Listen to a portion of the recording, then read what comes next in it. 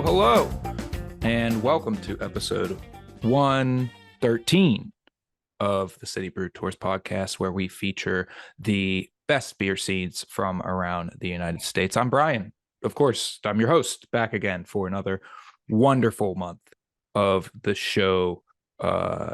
Happy to be featuring one of my absolute favorite cities in the country this month, Portland, Oregon, and we'll get more into that during our interviews. It's one interview with multiple people. It's not multiple interviews.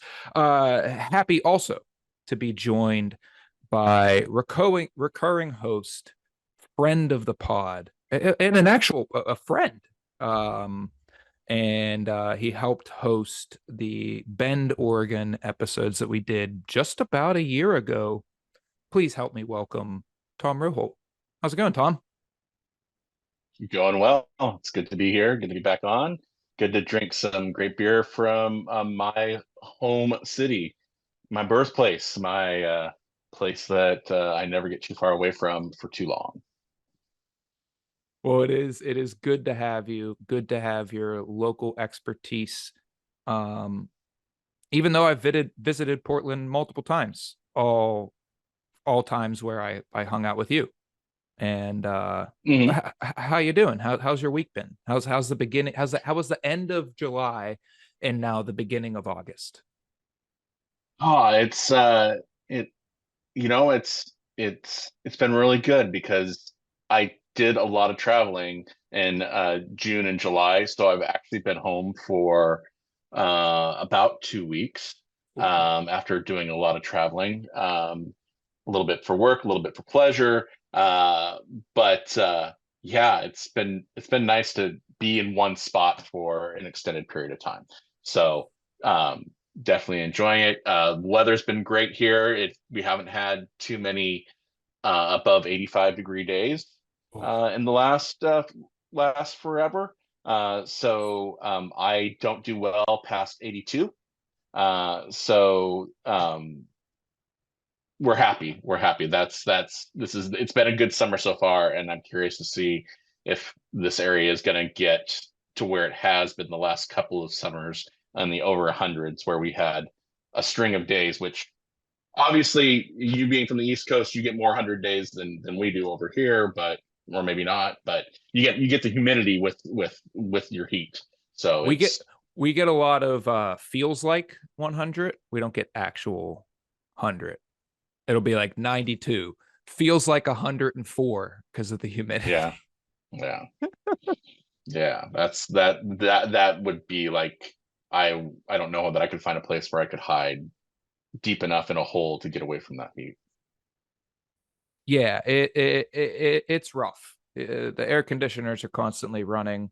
You're dipping your hat in the bucket of ice water and throwing it back on your head, and it is all fruitless because you cannot escape humidity. It is like a Hmm. warm, disgusting blanket that you carry around with you all day long. But we have finally gotten reprieve from that here in the wonderful city of Pittsburgh, Pennsylvania, where we had, I think the high today was like in the 80s. It was comfortable. I didn't run the air conditioner at all. Like, great day. Yeah, But I congratulations. I couldn't do it. I couldn't do it. congrats to me. Yes, Yes. certainly.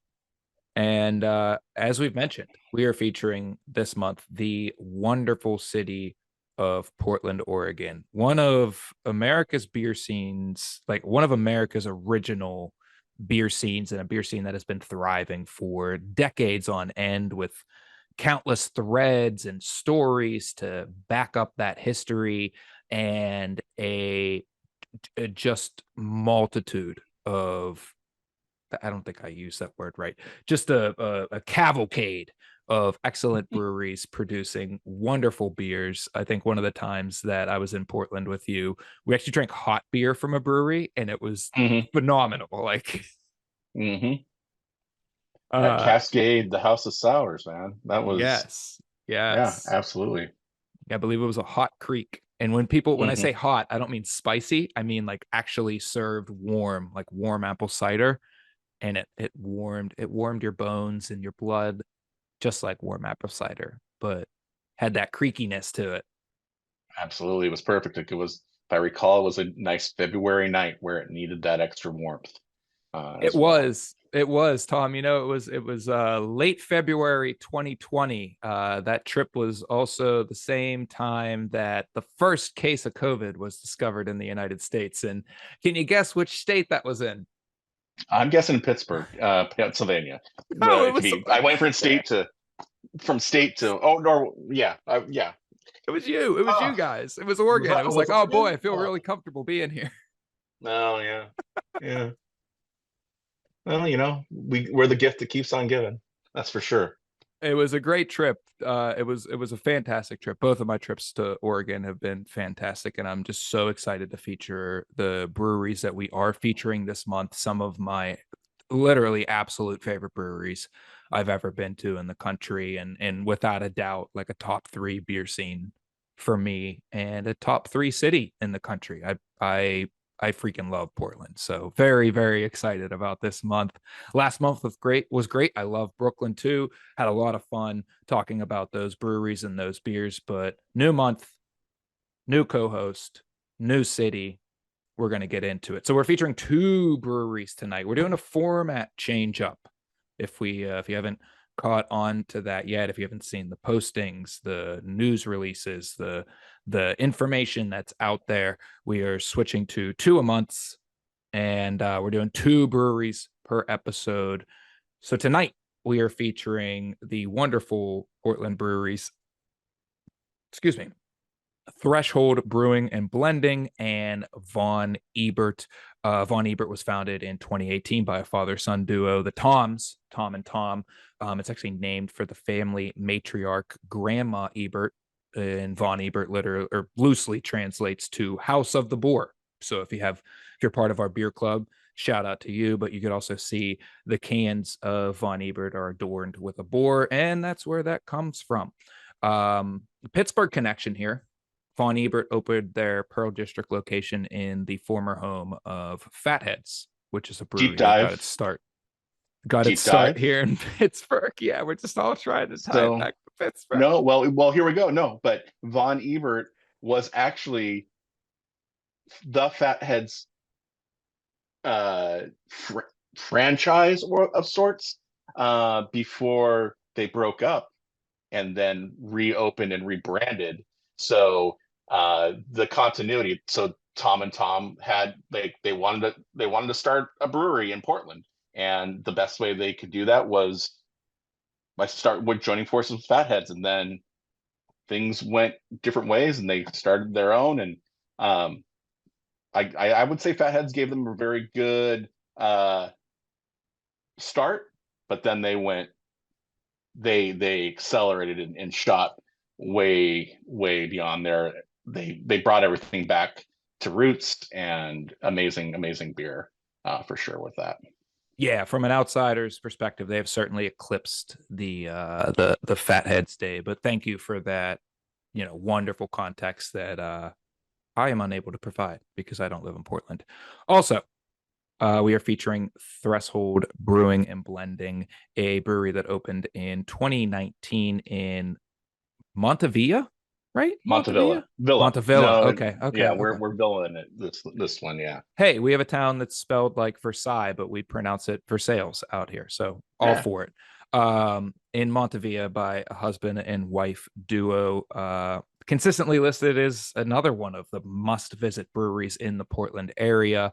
And we're going to be drinking we're going to be drinking a beer from each of these wonderful breweries. We're going to be having Von Ebert's Volatile Substance and Threshold's Jen's Baled Grisette. We're also going to be we're also joined by a few wonderful guests. So please join us in welcoming Becca Linn, a brewer at Von Ebert, and Jarek and Sara.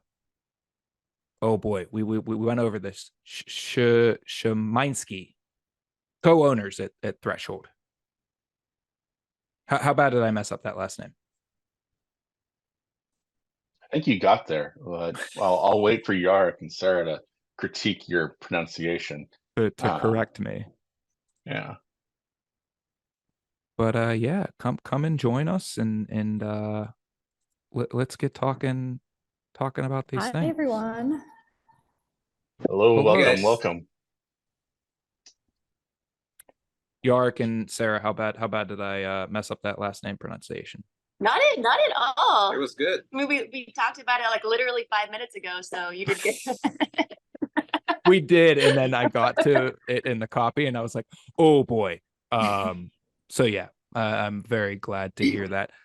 Thank you all so much for joining us for this special episode. As always, we're going to get started with our quick sip questions. We're going to go back and forth. We have 5 questions here. We're kind of pose these as roundtable questions, but yeah, if Becca, you want to take the lead, and then we'll jump over to Sara and Jarek. Let's do it. These are fast questions. We want fast answers to help us get to know you fast. So, favorite beer that's not from your brewery? Volatile Substance. I think easy. Easy. Yeah. Just build Grisette. Quick, yeah. But Uh, I don't think either of us are lying. nope. Nope. Actually, sorry, I have to change my mind. The Grodzitsky that Threshold makes. That's your Grods is one of my most favorite beers. She's torn between two of our beer, and likewise, I think that Von Ebert's barrel program and kind of wild program is underrated, or it's some of my favorite stuff that Portland's putting out. Thank you. I love it. I love the Mutual Admiration Club. It's a perfect expression of the Portland beer scene. To everyone, if you could resurrect one Portland brewery from the past, which would it be? Oh, it'd be the Commons. Commons. I mean, I knew that was the no question. That's always number one answer.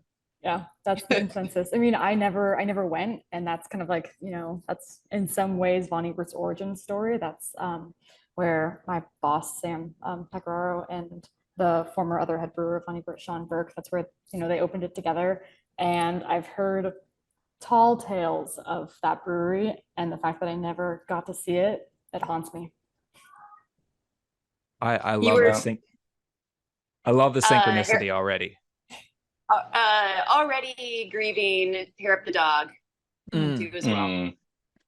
I almost wore my Hair of the Dog shirt today because I don't know why I didn't, other than it's just sitting there on the floor next to me. But yeah, Hair of the Dog, definitely a very historic brewery. Heck yeah. Favorite Portland dive?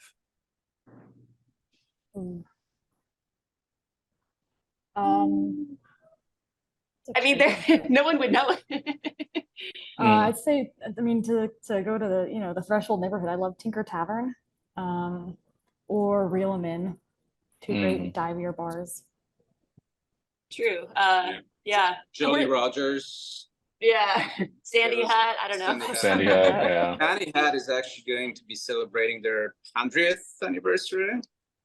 Yeah. That's a milestone. Yeah, that's one of really good ones. Yeah. Pretty crazy. Amazing. Yeah. That's amazing. Favorite place you've ever traveled? For me, so Jarek's Polish, and he grew up in Poland, and I didn't know much about Poland when I met him, aside from horrible history. And when I visited for the first time, I absolutely fell in love with that country and with Jarek too. And we go back almost every other year. That's kind of the goal. And every time I go back, I just fall more and more in love with that country. And it's variety of landscape. It's up and coming beer culture as well. Yeah, so that's really for me. Christian. Yeah, he probably. And for both of us, you would probably agree. We went to Belgium for about a week, and we did some brewery touring over there and tried some really good beers. And we both love funky sour beers. This was over a decade ago now.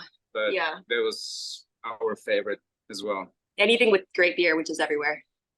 Yeah. I would probably say Auckland, New Zealand.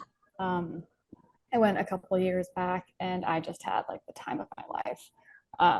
I I think that the beer scene is, like, I wasn't in beer at the time, unfortunately. I want to go back now and just for the hops.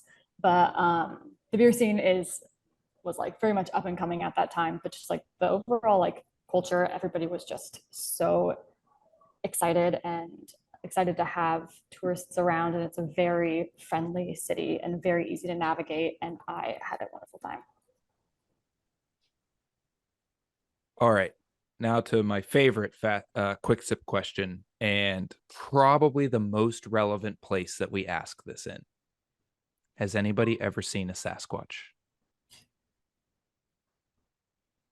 You know, I've seen a lot of tall, dark-haired, long-haired brewers, but I have not seen Sasquatch. That's a, I mean, maybe that's actually what it I is. think that's what it is. Yeah, and it's been built up over time, but I think that's basically what it was in the beginning, and it's, yeah. Some big hairy brewer was just mistaken. Well groomed. Or it's well Sasquatch. groomed. Yeah. 30 years ago, somebody saw John Mayer in the woods and they were like, oh Yeah. my God, it's Sasquatch. I literally think that's what happened.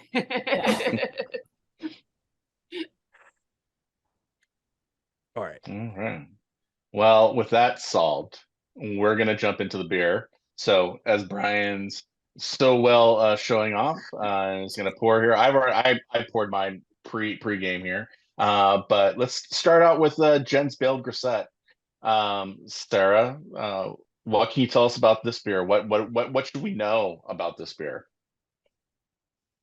Why don't you start with just the profile, and I'll tell you the story behind the name.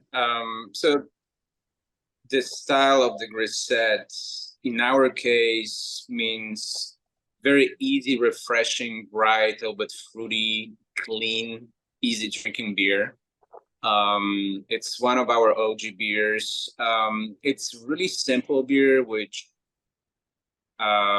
we somehow managed to execute pretty good. It's just the grist is pretty much wheat and pilsner malts. There is a little bit of hop presence in it, but it's not dominant. Some of the beer profile comes from the yeast that we use. We've been playing with 5 yeast in case of this Grisette. And the beer was meant to be pretty easy, refreshing summer or table beer that goes down very easy. It's one of those styles that is not very recognizable. It's been getting a little bit more and more traction, which we're super happy about it. And sometimes it just takes a little bit of the persuasion, the taproom, which we know from experience. People often don't recognize the style. They don't know what's behind it. But once we let them try it, they're in love from the first sip. That's what I can say about this beer. It's a Belgian style, and it dates back quite a bit in time. I think it's translated to Little Gray, and originates from the mining countries or mining culture in Belgium from maybe a couple hundred years ago. And Jarek said it was one of our OG beers. We opened in January 2019. It was actually our first beer we ever brewed on our system.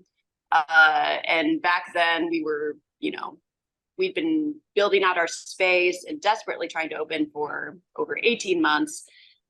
We finally got the permits for our system behind us. We could finally brew, and we had no money left. And this was a beer that had, a lighter hop profile on the ingredient side. So it's a little bit less expensive. And we're like, okay, let's do it. No one's doing a Grisette. Let's do a Grisette. We can afford it. We've done a little bit of experimentation, and when we started dialing in a new system, we wanted to use something lighter in case of any technical difficulties.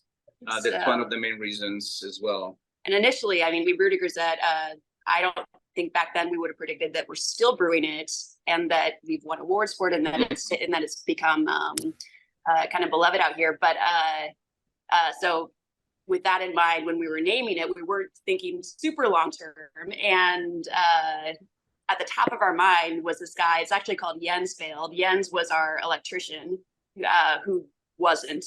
And so at the time we were opening, like, this is why we're behind schedule. This is why. And so we just kind of flippantly named it that. And We need a name quickly.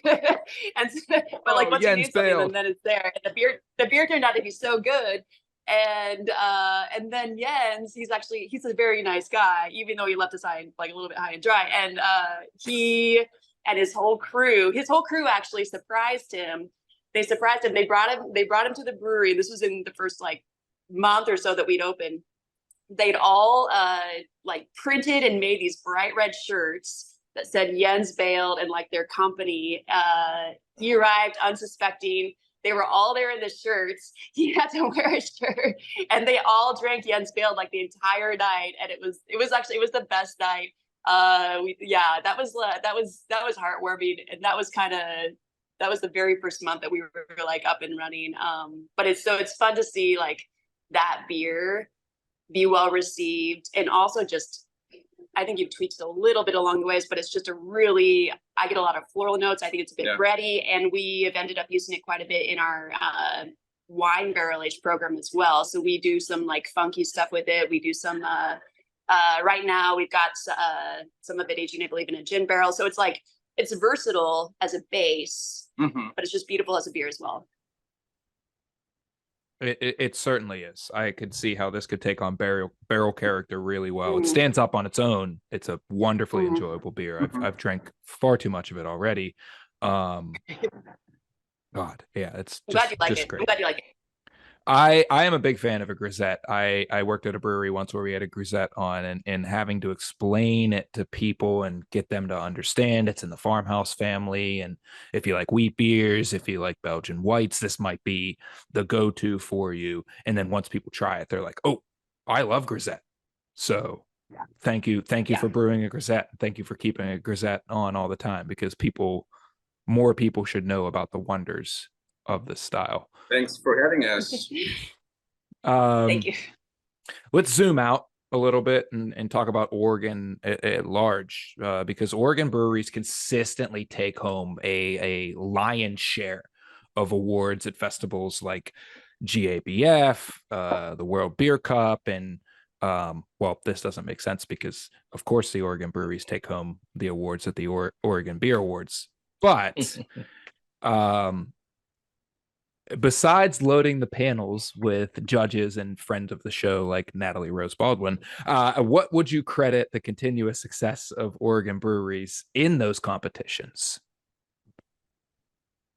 Our own internal, just having so many amazing breweries within a stone's throw. Everyone's trying everyone's beers. Everyone's knows they have to do better to succeed in this town. And so I think that's why we keep producing better and better and better beers and keep winning awards. Yeah, it's a friendly competition. It's a lot of information sharing amongst different breweries.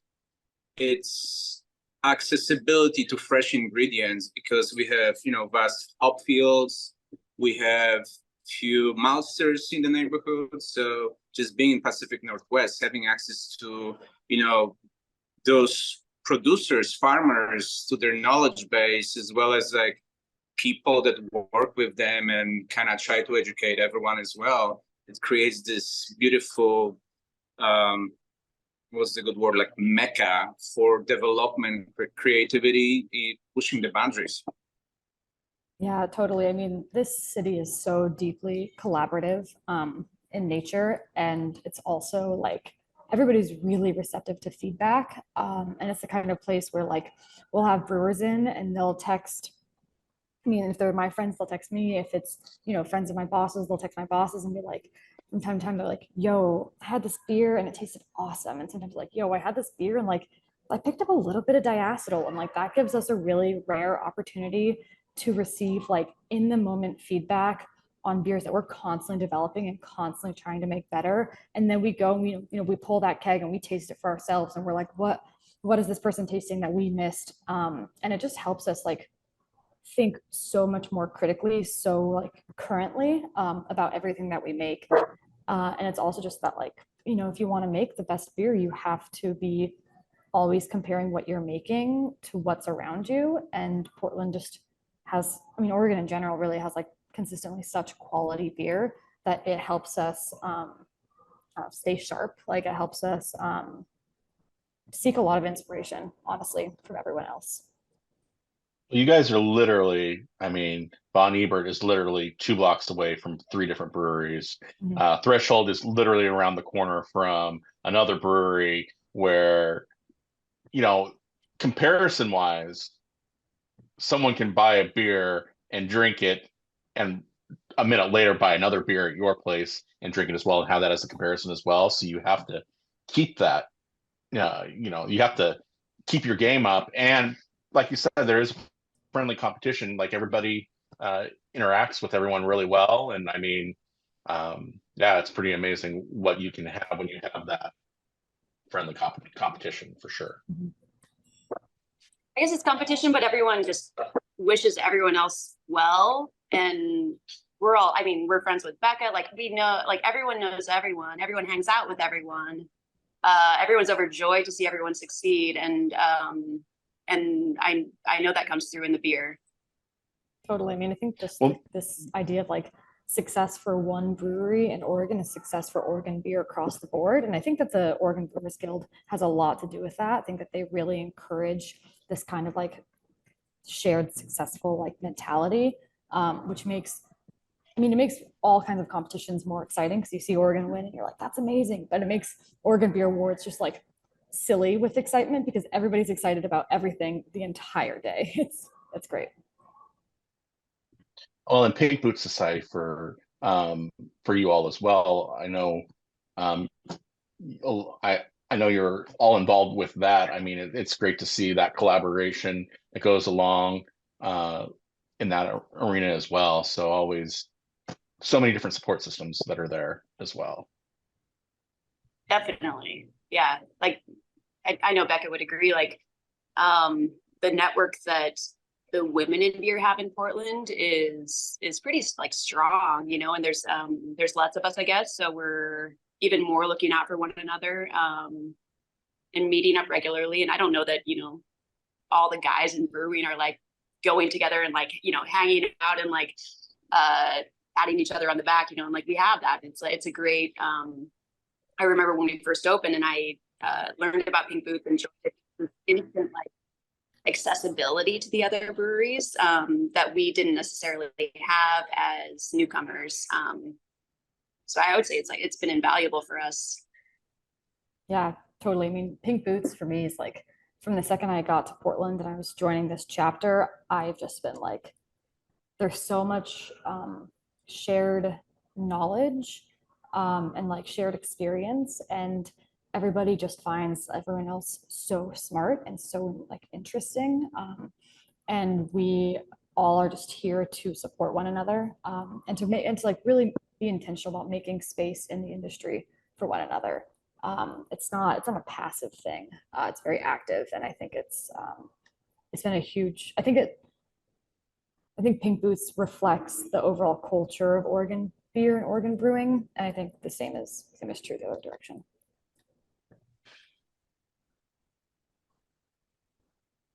Cool. That's great. I think now we've talked about Sara and Jarek's wonderful beer. I think it's a great time to talk about our featured Von Ebert beer, the well-awarded, illustrious, and frankly delightful Volatile Substance. This is a beer we're very familiar with in the City Brew Tours, formerly Brews Less Traveled, also 12 Beers of Christmas World. We've actually featured Volatile Substance on the 12 Beers of Christmas before.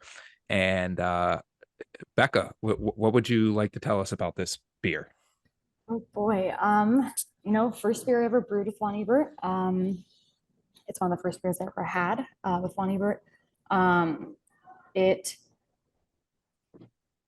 It's so in general within our company, within the brewing team, we really strive to make beer that's evolves around a concept rather than a recipe.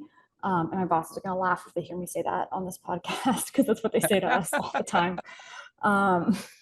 But you know, when we were, you know, my bosses were first thinking about Volatile Substance, they wanted kind of like, you know, this West Coast, Pacific Northwest style IPA. They want it to be really clear. They want it to be pretty dry.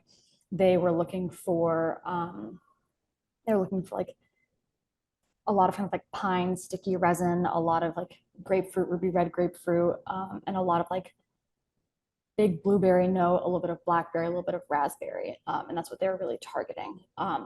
And so it's like the recipe is as fluid as it needs to be in order to keep this concept stable. And for the most part, that means that the recipe itself has been stable. But if something happens and all of a sudden we're just getting like a horrible crop year of Mosaic or of Simcoe, and those are two our major hops in this beer, we're not tied to the ingredient. We're tied to what the final product looks like, smells like, tastes like, feels like, all that. And yeah, I mean, this is one of my favorite beers that we make. It's lucky for us that the beer itself is physically easy to brew. We have some beers that are more demanding to brew, and so those are a little less fun. And to make this much of a beer that's challenging to make would be annoying, I think. But this beer is great to brew, and we are all just like constantly thinking about it all the time. It's everywhere for us. Yeah, and there's also, I guess the name is after a lyric in a Violent Femme song that just came to my boss Sam one day, and he was like, "That's a perfect name for an IPA." Yes, this is I would this is a beer I've had many times before.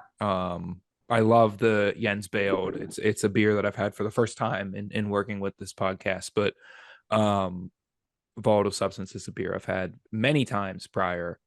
And I would absolutely say one of my favorite IPAs in the world. It's so well done, and I love to hear about the fluidity of the recipe. It seems like such a perfect encapsulation for what everybody has already talked about, with the scene and the breweries being so fluid and willing to iterate and revisit things. It just seems so much like a representation of what you all have talked about with the Portland beer scene. I totally agree. I think that like fluidity and being open to new development and to novelty is like kind of encapsulates Portland. It's definitely, I think, a big part of our like ethos as a company, and I think it's generally the people who we really admire across the country and across the world in beer and brewing have that same kind of like ethos. Becca, did you already talk about the GABFs that Volatile Substance dragged in? Because I'm picturing right now, because I can't get it out of my head ever. Thank you. Their head brewer Sam Pecoraro, when he's watching GABF, and the whole brewery like erupts and he's going nuts, and I think everyone in Portland was just like delighted for you guys at that Best time. moment ever. Yep. Thank you. It was so that was like maybe 3 weeks before I started. So I really came in right at the right time, right on the coattails. And it was like at the very end of the competition. This was COVID year, so everybody's watching it here at the Pearl at our location. And Sam and our owner Thom were in the bathroom. I think they're kind of just like consoling each other, being like, "Oh, we haven't won anything yet," and like they're just, I think, kind of like talking through like, "Okay, next steps, like how can we be better next year?" And then so they're like walking down the hallway away from the bathroom, and everybody else starts erupting in like the middle of the tap room. And Jason and Eric, my other bosses, they just come sprinting up to Sam, and they're kind of like jumping around. And Sam like thought they were kidding. Sam thought they were pulling a really mean prank. And then when he realized they weren't kidding, like there's a video of it on our Instagram that like when I'm feeling sad or feeling low, it's what I watch, because it's the most heartwarming thing in the world. It was for it was for the understood like biggest category at GABF. It was for like West Coast IPA, and that's incredible. And and you guys have gone ahead and won for Pilsner since then, and you're very versatile. You're very good. Good job, Bonnie Bird. Yeah, to add context to everybody at home that don't haven't picked up on what we're talking about, Volatile Substance in 2021 took home the gold medal in the most contentious category, just straight up American IPA. And you win gold in that category, you're doing something right. There's no doubt. Yeah, it's a big category, and it's something that like we look forward to it the most, because every year we look at everybody who wins. We look at if we get the information who makes it to the final table, and we seek out those breweries and we seek out those people, and we're like, we have a million questions to ask you.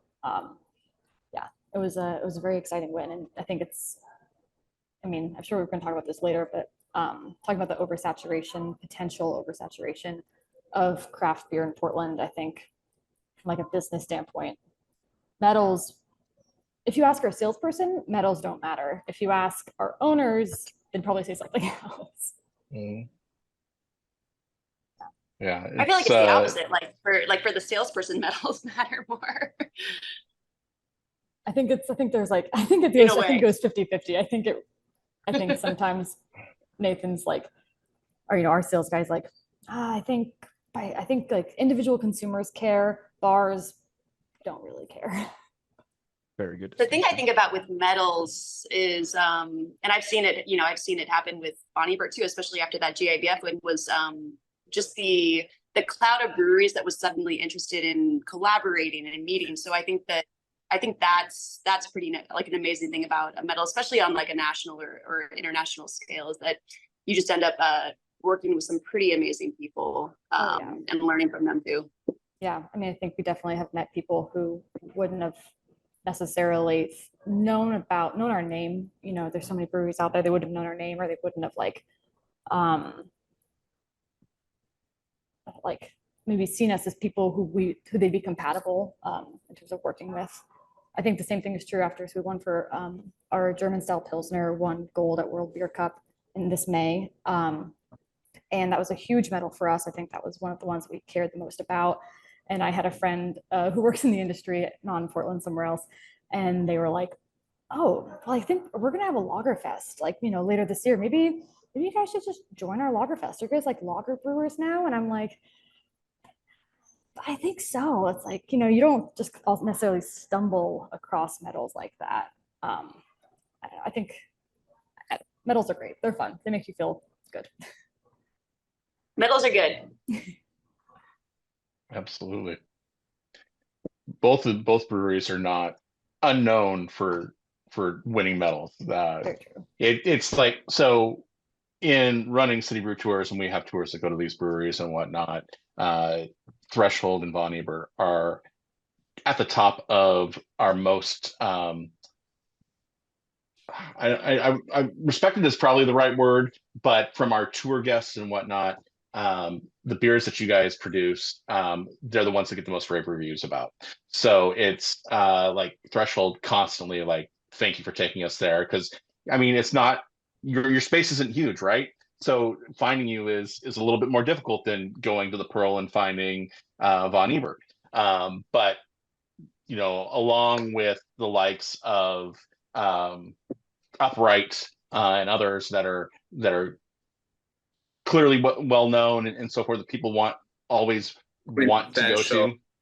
Yeah, you're slow, like Threshold slowly becoming hidden gem to being well known, and just like when you win an IPA medal at GABF, Von Ebert goes from being known in the city to being known everywhere. So the trajectory of both of these breweries, part of the reason why I thought about you both being in this box was just because all the potential that you have and the already amazing beers that you have with that. So that's super great with that. I'm going to steal Brian's next question, because this kind of leads from that. What excites you about the future of beer in Portland? Just knowing where we were in 2015 to where we are kind of now, because 2015 was kind of the height. We got more than 100 breweries in town. We contracted a little bit since then, but we've had a lot of the history of, like, a lot of our brewers have moved on to taking over their own breweries, like Natalie moving over to Wayfinder, which has a great history. Our pedigree is amazing, in my opinion. But what for you three individually, what do you see for the future of Portland and brewing here now that we're a little bit more less saturated, but still saturated with the way the market is, I guess would be. I know what I'm excited about, and I guess it's something that's been a theme of our entire existence. So I don't know anything different, but I don't think it has ever been different in the past, just maybe quicker now, but just the constant process of kind of reinvention and like pivoting, like COVID was a pivot, I guess, but now we're in this place where you have to pivot constantly, no matter what, just to stay like viable and successful and survive. And I think right now, like what Portland is doing is, you know, developing each brewery is, if they can, opening a second location, a third location, or like, you know, in some cases 10 locations, and figuring out the viability of that in terms of like increased sales of your own beer, kind of spreading your brand around to, you know, even like 20 miles or 15 miles where customers aren't going to be traveling to your tap room, go out to them. And so that's, for us, I think that, I mean, that's what we're actively working on right now. Von Ebert already has their 2 locations. I'm sure they're thinking about an additional, I'm sure everyone is. And so that to me is like an exciting frontier. We've seen it work for breweries. We think it's going to work for us. And I think that's what's going to keep the numbers going the way we want them to in the next, you know, half a decade. Yeah, we were really lucky to be able to open a, you know, small family-owned brewery in Portland. We've been seeing a little bit of the industry correction happening right now, and I feel like that's maybe a little bit of the ripple effect after the actual couple years of COVID, when you can actually now start seeing certain things happening. And I find it healthy. I find it that, you know, like the industry that remains idle, that's not a good thing to be happening. But like with what's going on right now, you know, like the head brewers moving between different breweries, opening their own places, we continue seeing new breweries popping on the market, or reinventing themselves, which is great. So there are good things coming to in the near future. For sure. Speaking of near future, I think everybody's super excited about the fresh hop season that is coming pretty rapidly right now. That's true. Totally. It's about to sneak up on us. Have you guys started yet harvest notes and what's available to you all, so you can run down to the Salem area and then come back and throw them right into the boil and whatnot? We're all locked in. We have our pick windows. We have our brew schedule already arranged. It's coming up really quickly. It's only about 5 weeks out, so So if you haven't had a chance to try a fresh hop beer, you should come and visit Portland. Yeah, come to Oregon or Washington, and you're gonna have the best fresh hop beer of your life. It's so special, and everybody here is obsessed with it. You know, there are breweries who do 12. I think Ebert Brewing did 10 or 12 last year, and I think, I mean, we could manage about 3, and then we're kind of like, okay, we're so overwhelmed. Fresh hops they're a labor of love for sure. They're a labor of love, but you keep seeing breweries though, like upping the ante every year, right? So like it used to be, you know, you just release 1 or like maybe 2, and of course no one was canning them 5 years ago, and back then it wasn't even considered a good idea to can fresh hop beers because they started to go. But COVID changed everything. Now everyone's canning them. Everyone wants canned fresh hop beers, and you start seeing breweries like release, like I think a brewery last year released like 10. So everyone's just, you know, like it's escalating, and there's an appetite for it out here. It's nuts. Totally. Like we'll start, you know, selling for distribution pre-orders soon, and they'll sell out before we even put out the beer. Yep.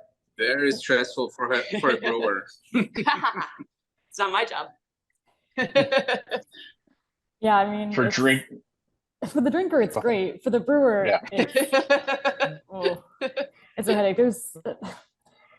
It's a lot of time. It's a lot of correct timing. But yeah, I mean, we pre-sale basically we do a fresh hop volatile substance, and that, you know, sells every year. And we try to have a lot of fun with it, but we're also I think we're all just like so nerdy about it that all we do is drink it and then compare it to last year, and like we just like analyze it to a point of no return. But I'd say the addition of the fresh hop categories into Oregon Beer Awards has been super fun. And I think maybe Best of Craft Beer, somebody else has a fresh hop beer category as well. And so for those of us who are, you know, competition minded, it's always like this additional pressure of like, okay, make the beer, make it great, bottle it, and then send it into this competition. So just it's all fun. And then you get to walk into OBAs with a win. Or, Yeah. yeah, that's always nice. Yeah, it's always great to drink the fresh hop next to the one that was canned like 3 weeks before fresh hop went around, to be able to compare the notes and actually see what a hop actually does. It's one thing that we're really, you know, lucky to have an opportunity to, for the non-brewer who aren't super tasters or super smellers or whatever, someone who doesn't brew myself, it's the way that I can get educated about what's the difference between, you know, what flavor comes out in a mosaic hop versus, you know, what you taste in an everyday sort of thing. You get that extra special note that just kind of stands out. That actually, and I like we'll do this, and I think a lot of breweries do this, but you know, take their flagship like Volatile Substance, or for us it's our Pivo Polish Pilsner that we always have on tap. Do a fresh hop version of it. Both of those are going to be on tap side by side, and that's a fun way to differentiate that like fresh hop flavor. Totally. I mean, for us at any given point, we'll have Volatile Substance in many iterations in the brewery. We'll have it, you know, just brewed. We'll have it pre-dry hop, post-dry hop, pre-crash, post-crash, you know, fresh hop, non-fresh hop. And so if you wanted to, you could just, my bosses want to, and they do, and we all do, walk around and we just sample this same beer in like 6 different stages. And especially during fresh hop season, it's very, very fun to compare what a fresh hop volatile substance tastes like, you know, 5 days into fermentation versus a non-fresh hop beer 5 days into fermentation. And it's immediate. The difference is very immediate and very apparent. It's very cool. Yes, shout out to quality analysis. It's the best part about working at a brewery. So to everyone, Thom included, other than the beer scene, what's one thing that you wish people knew about Portland?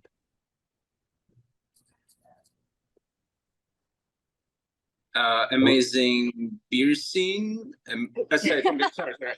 Amazing food scene. Everyone does that too. Wonderful people, very bikeable, Oh my God. walkable, amazing coffee. Coffee. You can access the nature within like 1 hour drive. If the season is right, you can surf on the coast within 1 hour, or you can go and snowboard the next day. No one knows any of this. No one knows any. And I want to jump on that too, actually. Portland's bikeability. Okay, so I'm a biker, and like people know that Portland's bikeable, but it is crazy bikeable. You can bike anywhere you want to be. You can get there faster than you're going to be on a car. It's so streamlined. It's to the point that I don't think I could ever move away. Not because of the beer, not because of the nature, not because of whatever. It's just like I need that biking, and I don't find it in any other city. As a biker as a biker in a poor biking city, I am jealous of Portland every time I go there. Oh, look at the bike lanes. Yeah. Look at all these people with bikes. And the cars, well, you have to sometimes remind them, but they will respect you, and they'll, right away. Totally. I just started biking in Portland, and for a long time I was nervous to go. I call it south of 84. You know, 84 is this freeway that kind of splits the city in half, north and south. And I live north of it, and I'd always call it going south. I was like, I'm really afraid to go south. And then I found like 8 different like bike only bridges or bike only pathways along the waterfront or bike only streets that are totally blocked off to cross that freeway. And I was like, wow, what a dream. They make it so easy for you to have an option outside of driving your car. And it's fantastic. I will say I'm a fair weather biker. I have not tackled biking in the rain yet. I think that might be the one drawback. The best part about biking in the rain is that traffic is even worse. So there's like always an incentive. Yeah. You're gonna stream by a line of cars and traffic, and that's, you know, that'll get you through the winter. Totally. So speaking of rain, my one thing to know about Portland is that we did not have a measurable drop of rain in July of 2023. So we haven't had any rain here. Everybody thinks it rains all the time. And it actually goes back into mid-June. And since May 15th, it looks like we've had 4 days with measurable rain. So You looked it up. Yep, I had the back. Yeah, that's the. Everybody come visit in December to March, so you don't come move here. But but if you want to come bring your tourism dollars to Portland, come from July to September, and you will think you want to live here. One more additional fact about that time of the year. Unbearable humidity is almost non-existent. We usually have maybe a few days every summer where you go outside and you're like, it feels a little bit humid today. Yep. Becca, I don't know if you shared your thing fully, thing. if it was just bikeability, but I am seconding that. Thoughts? Specifically, we have a great smash burger scene. If you care about smash burgers, so I love food in general, but we have a lot of fantastic smash burgers. And I mean, Threshold, you guys host that huge competition, and I think the burger scene in general is great. Smash burger scene is fantastic. That's something that I personally love about the city. And then in general, I think it's really easy to find community. I think that's something else I was going to say earlier that I think Threshold, you guys are absolutely phenomenal at, is building and fostering community within like the Montebello neighborhood, but also just like community within this industry. Is that you guys are really connected to your customer base and to your neighborhood and your like physical location. I think probably better than most other breweries in Portland. And I think that it is such an asset and something that I really value about Portland and about the industry. Man, I feel like that's like the compliment that means the very, very most. Thank you. That means a lot. Thanks. Well, it's all great. The bikeability, the no humidity, and of course the fostering of community relationships are all things that I admire about the wonderful city of Portland. Thank you all. Thank you for coming on the show. Thank you for supplying beer for the show. Thanks for having us. Yeah, thank you so much for inviting us. If you want to, yeah. What was that? Oh, I was talking. Becca, we'll see you soon. Yeah, I'll come by. I'll come by next week. And Thom. Yeah. I have some flight credits I need to use before the end of the year. Maybe I'll make it out there. If you want to follow along with either of the breweries we featured tonight, you can hit them up on Instagram. Von Ebert is at VE Brewing, and Threshold is at Threshold Beer. I don't know if you're like me, but I keep trying to put another H in Threshold. Moral of the story is I'm terrible at spelling. So it's just THRESHOLD.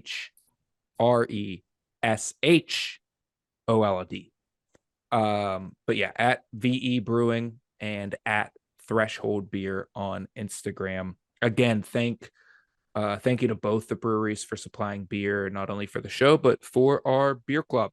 If you're interested in joining the beer club, helping to support the show, and also getting the benefits of the beer club, head over to shop.citybrewtours.com. You can check out the subscription options there, see what kind of perks and benefits come with being a part of a beer club that is associated with the oldest brewery tour company in North America. check out citybrewtours.com for our tour locations. I think we're over 20 tour locations right now. And yeah, we'll be back later this month with another episode featuring 2 more of Portland's wonderful breweries, both Bay Ehrlich and Old Town. And until then, everybody stay safe, be kind, and of course, support local breweries. Cheers, everyone. Cheers. Cheers. Thank you. Cheers.